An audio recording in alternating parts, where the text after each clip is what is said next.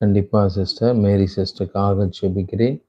அவர்கள் சரீரத்தில் இருக்க பலவீனங்கள் முற்றிலுமாய் தாயாரை விட்டு விலகி போகட்டும். நன்றிப்பா, நன்றிப்பா. ரபஷந்து ரியாங்கரபா ரிமாதருஷ தூதிய கத்தராமா. வியாதியோடு சொல்றவங்க எல்லாம் விசுவாசத்தோடு உங்க வலது கையை எங்க உங்களுக்கு பலவீனம் இருக்குதோ, இதை ஜெபத்தை கேட்கிற நீங்க எல்லாருமே இதை செய்யலாம். தேவனப்பா வார்த்தையை அனுப்பி சுகப்படுத்துகிற தெய்வம். நம்புறவங்க, விசுவாசிக்கிறவங்க இந்த காரியங்களை நீங்க செய்யலாம். ரிபா சந்து ரியாங்கதரா.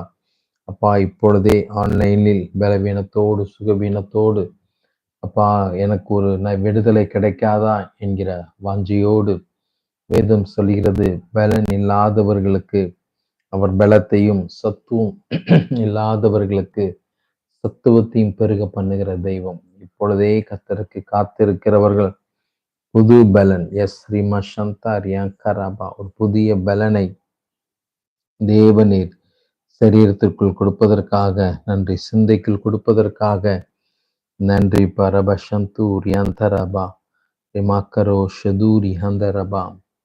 நல்ல ஆவிக்குரிய கேள்விகள் இருந்தாலும் நீங்கள் தாராளமாய் கேட்கலாம். வேதம் சொல்கிறது, முந்தினவைகளை நினைக்க வேண்டாம், பூர்வமானவைகளை சிந்திக்க வேண்டாம். இதோ நான் புதிய காரியத்தை செய்கிறேன், இப்பொழுதே அது தோன்றும் என்று கர்த்தர் வாக்கு பண்ணுகிறார்.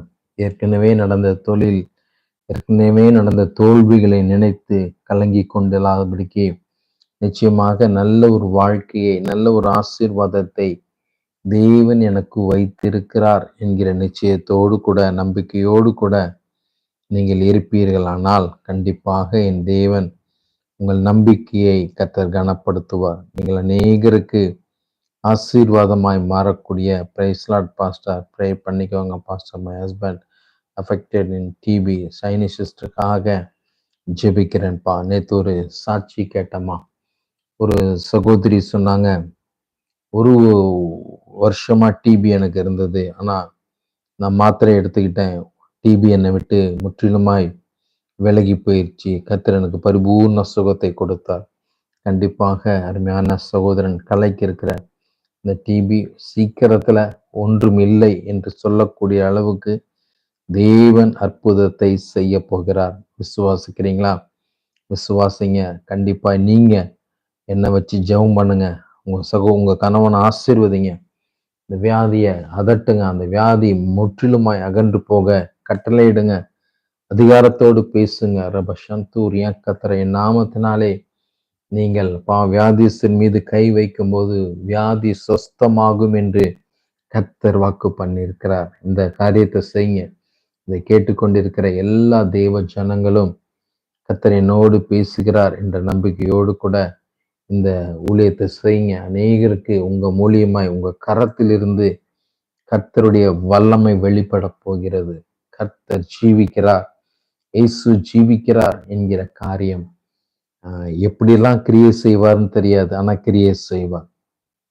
ஒருவேளை நீங்க கை வச்சு ஜெபிக்கும் போது கேன்சர் கட்டிகள் மறையலாம், கிட்னி பிரச்சனை இருக்கவங்க மாறலாம். அப்படிலாம் தேவன் கிரியை செய்கிற தேவன். ஆமென். அதனால தேவனுடைய மகிமையை யாராலும் கணக்கிடவே முடியாது. அவர் இயற்கைக்கு அப்பாற்பட்ட விதத்தில் கிரியை செய்கிற தேவனாய் இருக்கிறார். நிச்சயமாய் நம்ம ஊழியத்துல அப்படிப்பட்ட காரியங்களை கர்த்தர் செய்து கொண்டிருக்கிறார். ஒரு 2 மாசத்துக்கு முன்னாடி ஒரு தாயார் சொன்னாங்க, ஃபர்ஸ்ட் ஒரு சின்ன கட்டி என்னுடைய செஸ்ட்ல இருக்குது, ஆண்டவர் ஜெபத்தின் மூலியமா ஜெபம் பண்ணோம், கர்த்தர் விடுதலையை கொடுத்தார், கட்டி மறைந்தது. ஆமென். அதனால சந்தோஷமா இருங்க. வியாதி எல்லாம் முற்றிலுமாய் உன்னிலிருந்து விலக்குவேன் என்று வாக்கு பண்ணுகிற தெய்வம் நம்மோடு கூட இருக்கிறார். அருமையான மனோஜ்குமார்க்காக ஜெபிக்கிறேன், ஜெய்சனுக்காக ஜெபிக்கிறேன். நீங்க எந்த ஊரு, உங்க ஊரை டைப் பண்ணீங்கன்னா நிச்சயமா சந்தோஷமா இருக்கும். ரிபஷந்து ரியாங்கதரா உங்க ப்ரேயர் ரிக்வெஸ்ட் நீங்க தாராளமாய் பதிவிடலாம். உங்களுக்காக ஜெபிக்கவே இந்த நிகழ்ச்சியை நடத்தி கொண்டிருக்கிறோம். தேவன் உங்களோடு கூட பேசும்போது ஆமேன் என்று சொல்லி டைப் பண்ணி பெற்றுக்கொள்ளுங்கள். நிச்சயமாக இந்த நிகழ்ச்சியை நடத்துவதற்கு எனக்கு இன்னும் அது உற்சாகத்தை கொடுக்கும் என்பதில் மாற்றமில்லை.